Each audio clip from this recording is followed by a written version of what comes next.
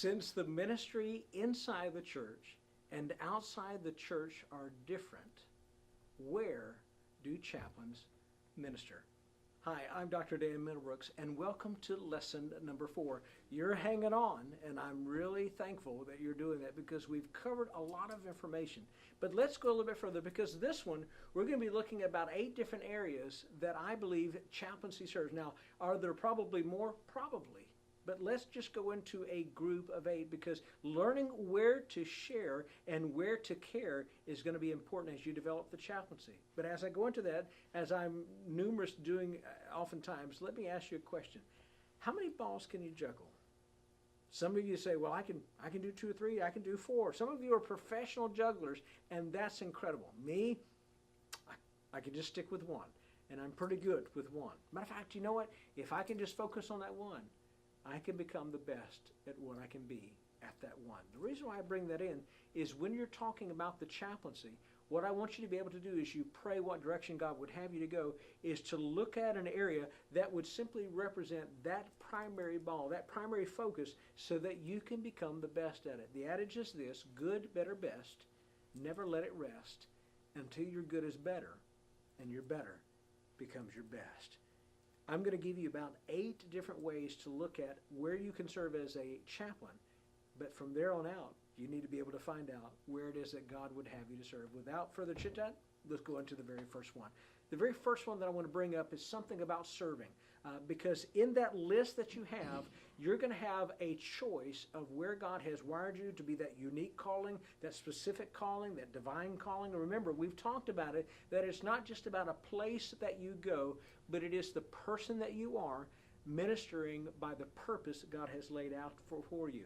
This list right here is something that you can begin to go by and start asking yourself which one would resonate. Matter of fact, we're going to take the time during this session to go through each one and be able to add some of the dynamics so that you can begin to see where it is that God may have you to go. The very first one, which is the one that I'm so used to, is our military. After spending 26 years, we'll actually be able to see a military type of ministry that goes into the chaplaincy. Now, the chaplaincy has been a part of the military for over 200 years. It is a part of where they have gone to be able to help people to do the things that they need to do. The chaplaincy that we talk about is a part to where it can be either the active duty or the reserves. Now, these are paid positions. I know what we talk about is a volunteer chaplaincy, and I'm going to give you an example of one that is a volunteer type of chaplaincy for the military. But when you start leaning toward a chaplaincy like a reserve or an active duty or a National Guard, there are some specific requirements that are needed above and beyond what we talked about in our last session about what a chaplain is, because you've got to go through some training, you've got to go through some denominational endorsement. Matter of fact, to be a Southern Baptist chaplain in the United States military as an active duty chaplain, you need to have at least a theological degree of 72 hours, if not more. That is the basic standard. Really, as a Southern Baptist, we expect a Master's of Divinity of 92 hours, if not more. And that depends on the denomination itself. Denomination endorsement is depending on the requirements that they have. The minimum standard for a military chaplain is 72 hours of theological study. You've got to have at least 2 years after seminary of practical full-time ministry experience to be able to step into the chaplaincy. We don't want you to learn while you're on the line trying to do it. And that goes in the areas of Lord's Supper, sacraments, things of that nature. So there are some specific requirements of being on an active duty status or even in a reserve status. But when we talk about being a volunteer chaplain, what follows into this realm, the Civil Air Patrol, is an organization that is more of a nonprofit. Matter of fact, in getting some of the information about that and pulling it up, you can look at the slides later on, but you can get the website that will be able to help you navigate that. But the Civil Air Patrol basically has an area by which you can serve as a nonprofit organization that has over 64,000 members. It performs about 95% of the continental U.S. inland searches and rescues and their mission. They are a viable asset to our nation's security. And what does that mean? When you have people out and about, they need to be taken care of.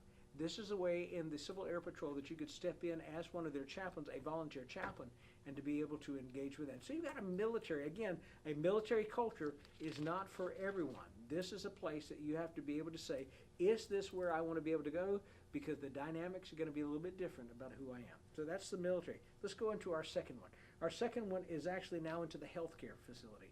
When you talk about the hospitals and stuff, if you are a person that says, I don't do well with blood, probably not a good place for you to be. Because in the healthcare, it's not just about the ORs and the surgeries and things of that nature. It is about going into a place to where people are healing.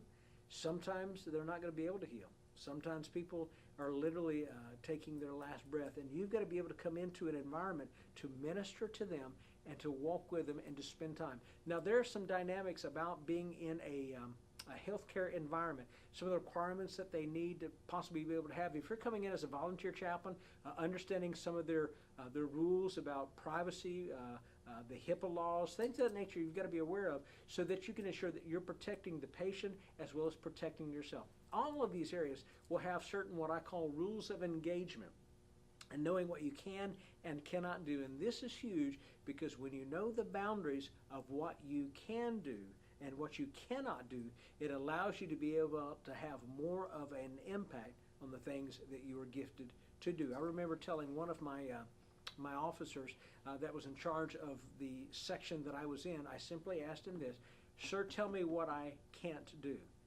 Because when you do that, I will show you then what I can do. Do what you can do and do it the best, especially in the hospital, working and engaging with the doctors, the nurses, the staff. Because remember, most of the time people think about with the hospital chaplaincy and the volunteer chaplaincy is you're just taking care of the patients. That can be a part of it. But I want you to know that you have a staff that needs you to take care of them as well. There's a lot that they engage with, a lot of pressure and stress that they're under, and you need to be able to meet them at their point of need as well. So the hospital chaplaincy, industrial type chaplaincy like that, when you're working in a healthcare center, is huge because of the dynamics that you bring to the table. If you have a medical background like I had the opportunity to do, it just is a great asset to be able to go into that. So we've got the military and we've got the healthcare. Let's go into our third one. Our third one is counselors. There are organizations that work with volunteer chaplains that come into places to be able to help them. Pregnancy care centers, other places that are working in the community that have a need for volunteer chaplains to come in and to help do some pastoral counseling. Now, this is not certified counseling, this is pastoral counseling, and I encourage you, it's better to make sure that you have some training in these areas to be able to do that. You never want to just go in and say, well, I'm a pastor and I know God's Word, so I can do counseling. That may be true about knowing God's Word, but the dynamics of relationships, of how people are wired, of how they engage, knowing some of the principles and practices put in place will help you be a better counselor. You know what really most of counseling is? It's about 90% listening, 1% speaking, and really, and the other is about relying upon God to direct the steps. God directs 100% of it, but He wants you to be able to hear where they are. Counseling is something that allows you to become a primary springboard for others that just need to talk some things out. For a lot of my soldiers, the chaplain was a place to unload before they exploded. And I would much rather have someone take a few moments to be able to get it off their chest rather than acting it out later on. That's where you are. Now, I said it some lessons back, and I'm going to see if you remember. I said that chaplains don't what? They don't fix problems. You are never called to fix a problem. But you are all called by God to walk with them in a process to help them to find the solution for that problem. Now, sometimes they may have that solution and they just need to talk it out so they hear it. Sometimes they just have no clue what to do, and they'll ask your opinion. They ask what you think, and you begin to work with them. That is where God uses the Holy Spirit to come through you to be able to help people right at their point, again, of need, and help them to be able to see the one that's going to take them through the storms in their life. Counseling and relationships, and sometimes the counseling is not just in the area of marriage counseling and relationship counseling.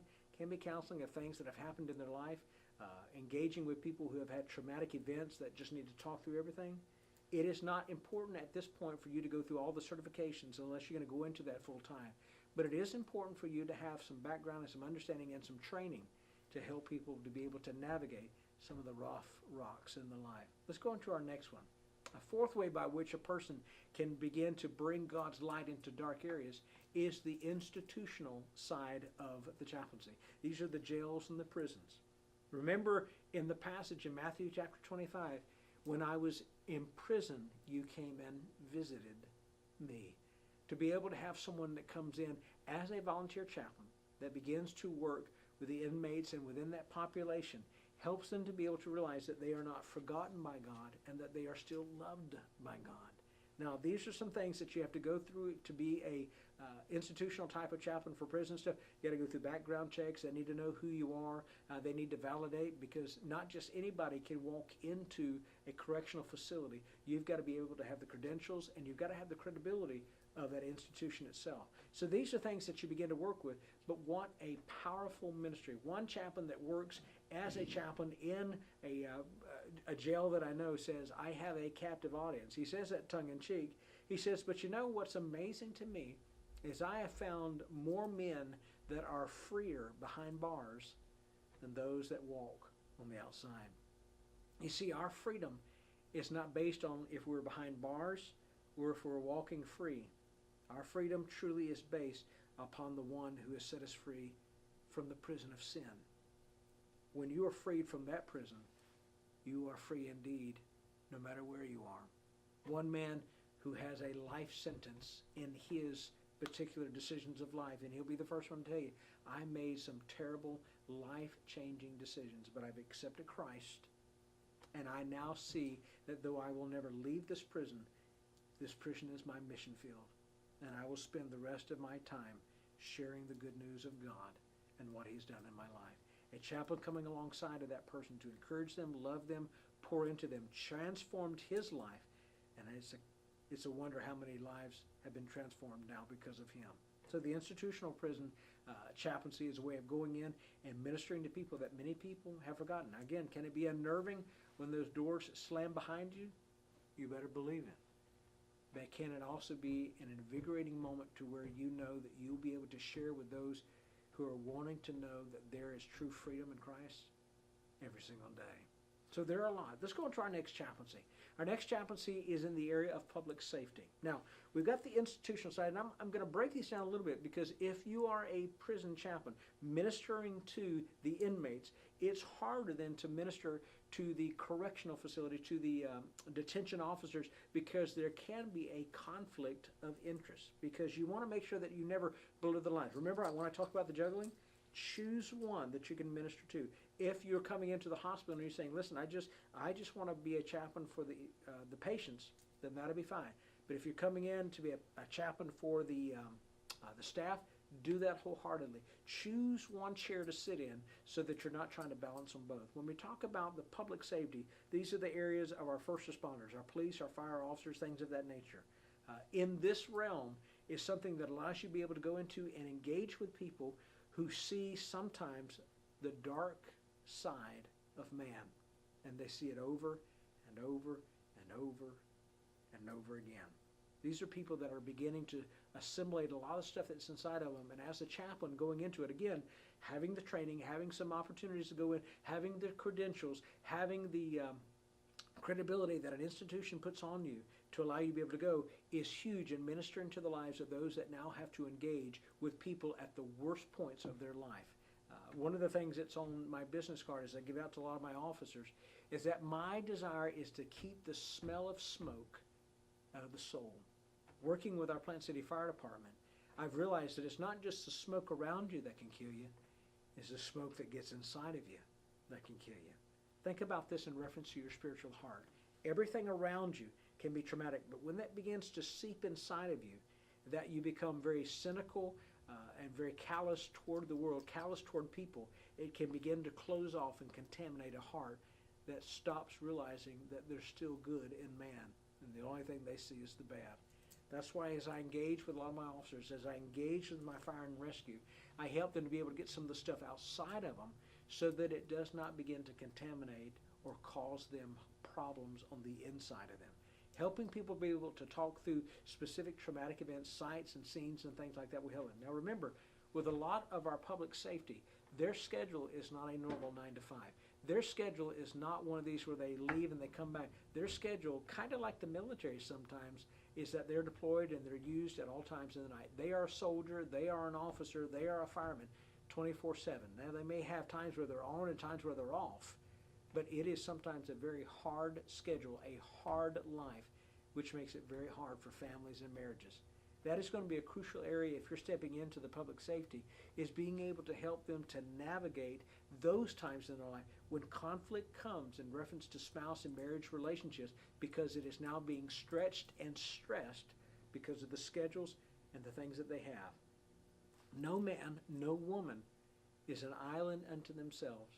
They can try that, but what they become is lonely, isolated, and a liability. As a public safety officer, as a public safety chaplain, you're engaging with that officer and you're helping them to be able to walk through life and to make sure that at the end of their time, 20 years, 25 years, 30 years, where it may be, that they end with their heart intact. It's huge. This is a part, when I talk about the one ball I serve as far as the fire department, our security agents for our school, and my Hillsborough County Sheriff's Office. How do I do all of three? Because it's a commonality. They're all first responders. And we begin to see those themes in all the different areas, it begins to help you resonate of where that should be. Let's go on to our next one. Our next one, when we talk about a new area, is our corporate chaplaincy.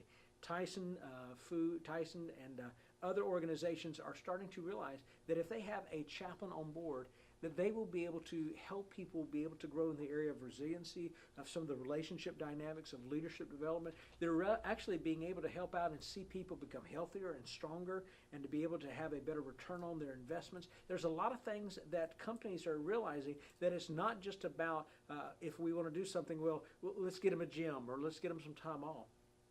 They're realizing that in order to help grow their company successful, they have to have successful employees. That's where a chaplain comes in and helps to be able to minister and to take care and walk with people in the times of stress because of work, in the times of development, when they transition from one place, especially when they get promoted and they're now in a place that they seem over their head, and helping them to be able to have courage, have encouragement, and have the confidence to be able to do that, and helping them to learn some of the relationship dynamics of working with people, and realizing that I can disagree with someone without being disagreeable. That means that I can disagree with you, but I can still work with you. People who have a disagreeable type of spirit, if you disagree with them, they have nothing to do with you. Now, that's kind of hard in a work environment. The chaplain can help mitigate that in a powerful, powerful way. Return on investment is what a company looks at as far as their profits. But the profit that our chaplain brings to the corporate world helps a company to realize that they can actually save more and do more, because people are willing to give more, because they're healthier body, mind, and spirit. That's another one. But let's go into our next one. Our next one is sort of a developing area in reference to the chaplain itself, and it's disaster relief. This is a growing chaplaincy, because we're having different disasters that are happening with hurricanes, tornadoes, fires, things of that nature. Wherever a tragedy, wherever a disaster happens, they're able to engage wherever it is in that state or that local, or sometimes even being deployed out.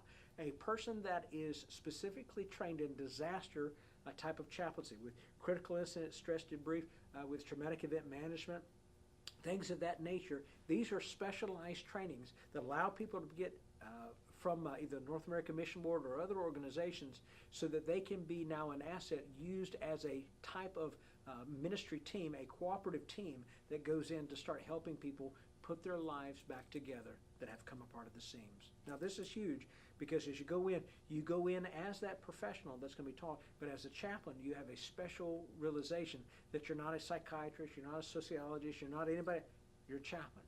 What you bring is something that's going to minister to their heart and help them be able to walk through the next day with all the rest of them intact as well. It's huge, and this is a place of great training. If you're ever interested in this one, go on to the North American Mission Board or other organizations and start talking to them about their disaster relief training. All the other chaplaincies are in the same way, but this one's growing, and this is something that we'll be utilizing a whole lot. Let's go on to our next one. This one is sort of a fun one, as I've engaged with different men and women who are a part of a type of chaplaincy that is in resorts, or specialty type of chaplaincy. When I talk about resort and cruise ships and things of that nature, these are ones that are able to go into, like with your football fields and the games of that nature in the NFL and places of resorts, to where they're starting to take care of people and taking care of those that take care of others. With the cruise ship, one the group that I work with here in Florida is the Seafarers Ministry.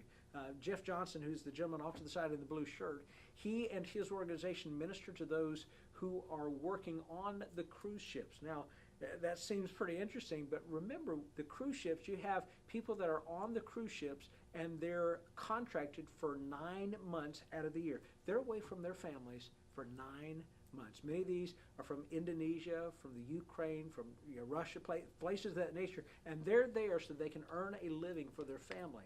Now, what happens is that they're away from their families. The Seafarer Ministries ministers to them, brings them to a place that they can have internet access, that they can be able to share and contact their family. They have needs that are met. If they need clothing or food or need spiritual encouragement or need Bible studies. One of the things that the Seafarers does here in the Cape Canaveral area is that every hour they have a 5-minute devotion.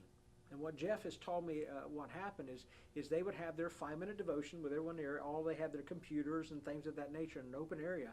But what would happen is as they would go into their 5-minute devotion, they would see many of the people take their computers and turn it around so that their families can watch and hear the devotion. These families are all over the world. When you talk about a chaplaincy that's reaching out into the uttermost parts of the world, they don't even have to cross the sea.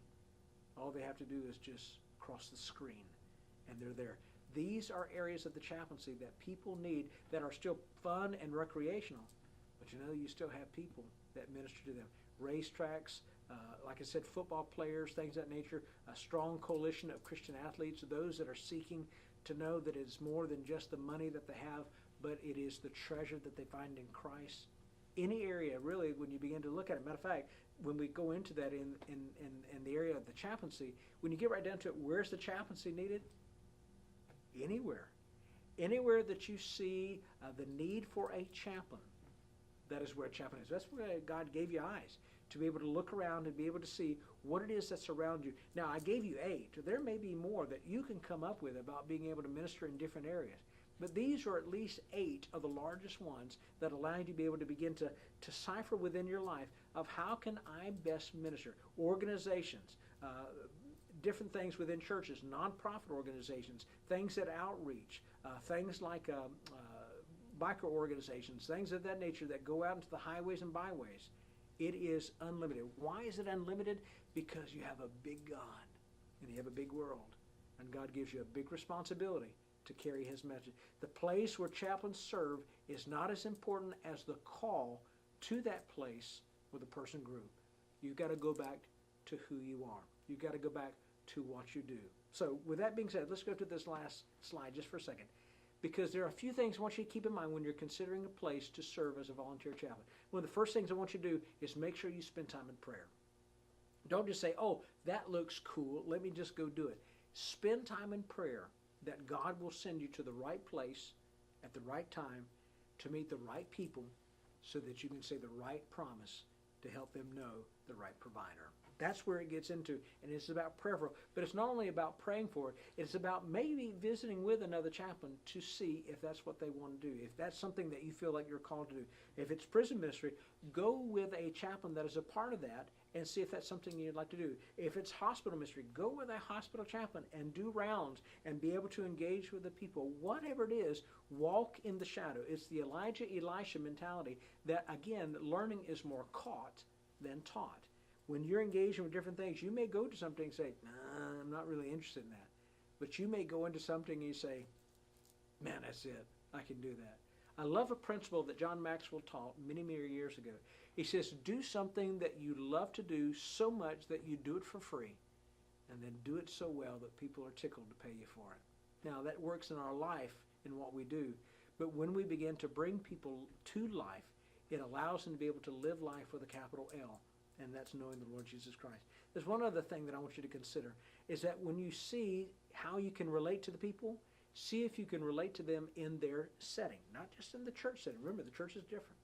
Relate to them where they are in the commonality of the environment that you're stepping into. If you love sports, that may be a place. That's not a place that I'm wired for, because I may look at sports and stuff, but it's not something I'm engaged with. My engagement is with first responders. That's where I have my biggest passion. Could I sort of do the others? Well, I could kind of do them. That one's my passion. What's your passion? How can you relate to those people and develop those common ground? And when we talk really about that, last thing is determine the need for a chaplain based on what you see in that setting. It's not just coming in saying, do you have a chaplain? Okay, you need to have one. Find the need. Find the why behind the purpose. Because when you find the why and that purpose, you now have the provisions to be able to do that. Because the platform that you're laying out is, this is what I can do to help you in your organization. When I went over to the Plant City Fire Department when I first retired from the military back in 2013, I talked to them and I said, do you have a chaplain to take care of your firefighters? And they said, we've never had one. I said, well, I just retired. I offer my services to you, volunteer, that if there's ever an issue that I'd like to be able to come alongside and maybe help you. I offer it.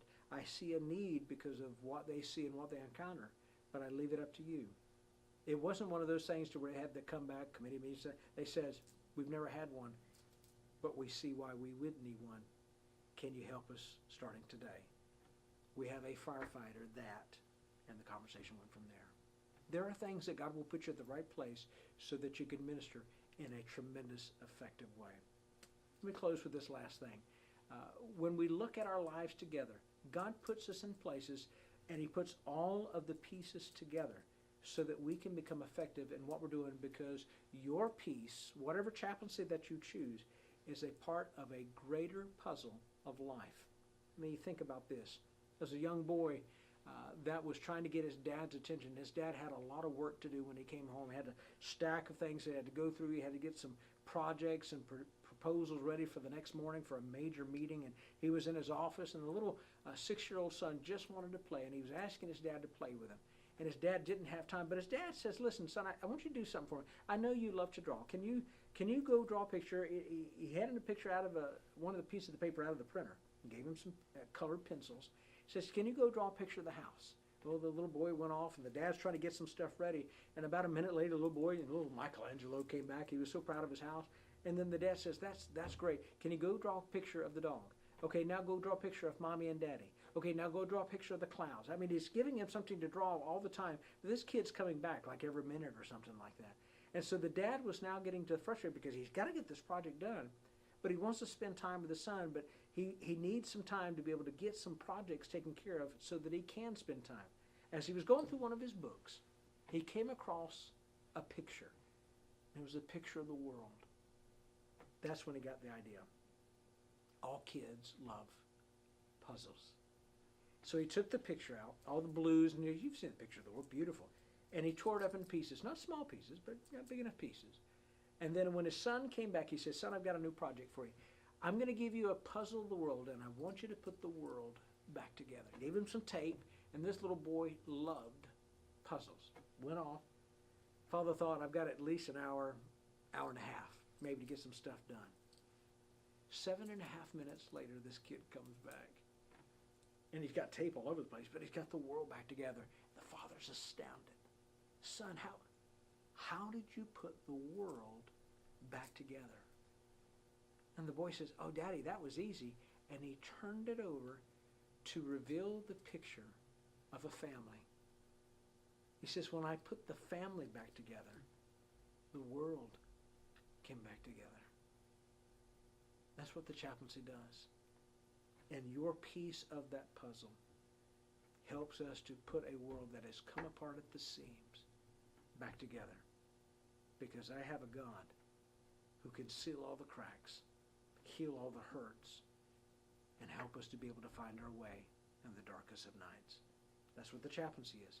Now the choice is, which one will you choose? Until our next lesson, keep living, loving about God, keep learning,